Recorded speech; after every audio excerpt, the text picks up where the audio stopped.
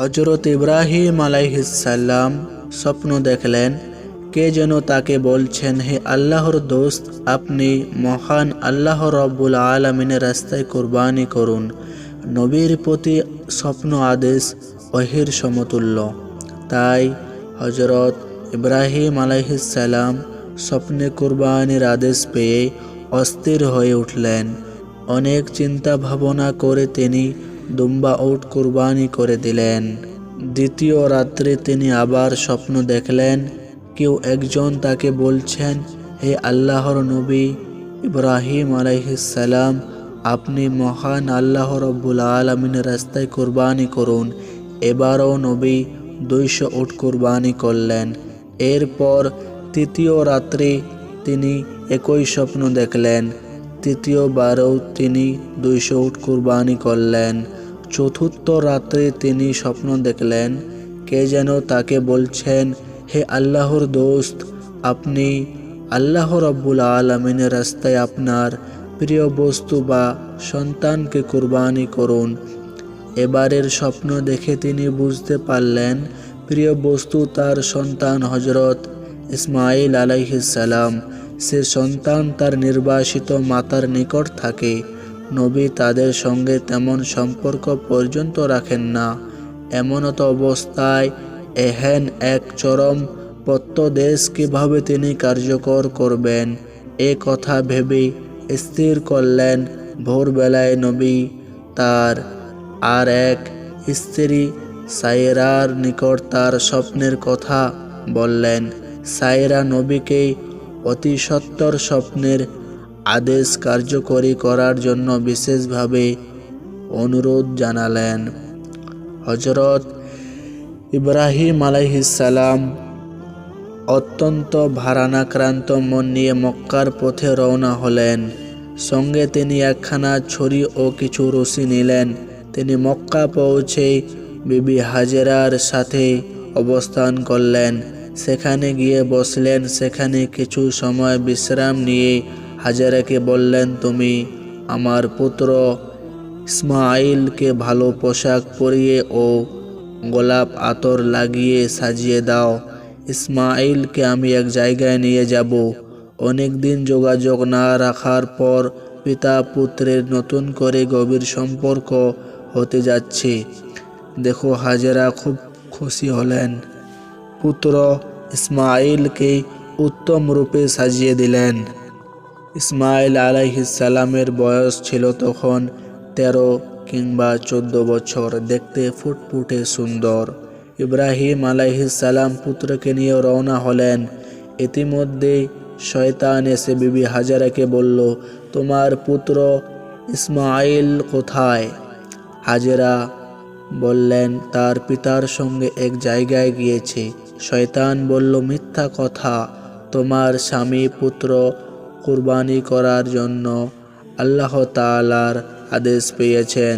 সে মর্মে ইসমাঈলকে কুরবানি করার জন্য এক নির্জন স্থানে নিয়ে যাচ্ছেন। বিবি হাজেরা মানুষ সুরতধারী শয়তানকে বললেন, যদি এটি কুরবানির মাধ্যমে মহান রব্বুল আলামিন ইসমাঈলকে কবুল করেন তাহলে আলহামদুলিল্লাহ, এতে আমার কোনো সুবিধা অসুবিধা নেই। তখন ইব্রাহিম আলাইহিস সালামের নিকট গিয়ে পিছন থেকে শয়তান ইসমাঈলকে বলল, এই ইসমাঈল, তুমি কোথায় যাচ্ছ? ইসমাঈল বললেন, আমি পিতার সঙ্গে এক জায়গায় যাচ্ছি। শয়তান বলল, না, তোমাকে তোমার পিতা কুরবানি করার জন্য আল্লাহর রাস্তায় কুরবানি করে দিবে, তুমি সেখানে যেও না। ইসমাঈল আলাইহিস সালাম তখন বললেন, আলহামদুলিল্লাহ, আল্লাহ তাআলা যদি আমার বাবার মাধ্যমে আমাকে কুরবানি করেন তাহলে আমার জীবন ধন্য হবে। এর জন্য আমার কোনো বিপত্তি আপত্তি থাকতে পারে না। এরপর তিনি পিতাকে বললেন, হে আমার পিতা, পিছন থেকে কে যেন আমাকে বলছে, আপনি আমাকে কুরবানির জন্য নির্জন স্থানে নিয়ে যাচ্ছেন। তখন ইব্রাহিম আলাইহিস সালাম বললেন, শয়তান তোমাকে ধোঁকা করছে, ধোঁকা দিচ্ছে। তুমি ওর প্রতি পাথর নিক্ষেপ করো। ইসমাঈল আলাইহিসসালাম পিতার আদেশ পেয়ে 7 পাথর নিক্ষেপ করলেন। শয়তান দূরে সরে গেল। এই পাথর নিক্ষেপ হজ আদায়ের সময় একটি জরুরি শর্ত ও সুন্নাত হিসাবে গণ্য হয়েছে। ইব্রাহিম আলাইহিসসালাম মিনা নামক এক নির্জন স্থানে গিয়ে থামলেন এবং পুত্রকে বললেন, হে আমার কলিজার টুকরা, আমি 4 রাত ধরে স্বপ্নযোগে কোরবানি করার আদেশ পেয়ে আসছি। আমি সে পরিপ্রেক্ষিত 600 উট কোরবানি করেছি। শেষবারে আমার প্রিয় সন্তানকে কোরবানি করার আদেশ পেয়ে তোমাকে আল্লাহর নামে কোরবানি করার উদ্দেশ্যে এই জায়গায় আমি তোমাকে নিয়ে এসেছি। হজরত ইসমাঈল আলাইহিসসালাম পিতার মুখে এ কথা শুনে বললেন, আলহামদুলিল্লাহ, মহান আল্লাহ তাআলার এরূপ নির্দেশ আমার জন্য সৌভাগ্যের দ্বার খুলে দিয়েছেন। আমাকে মহান রব্বুল আলামিন কবুল করেছেন, এই জন্য আমি খুব খুশি।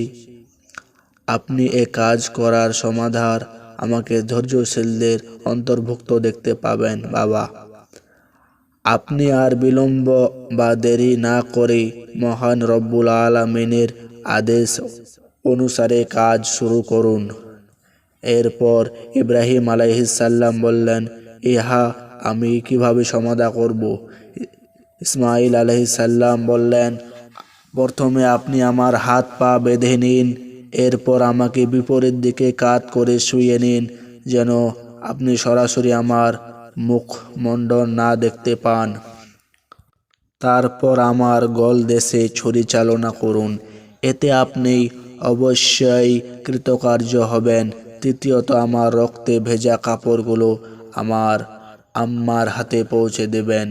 তিনি এগুলো দেখে আল্লাহর কাছে রেজামন্দির ওপর খুশি থাকবেন এবং আমার কথা স্মরণ করে কিছুটা স্বস্তি লাভ করবেন, কারণ তার আর কোনো সন্তান নেই যার দিকে তাকিয়ে তিনি স্বস্তি লাভ করতেন।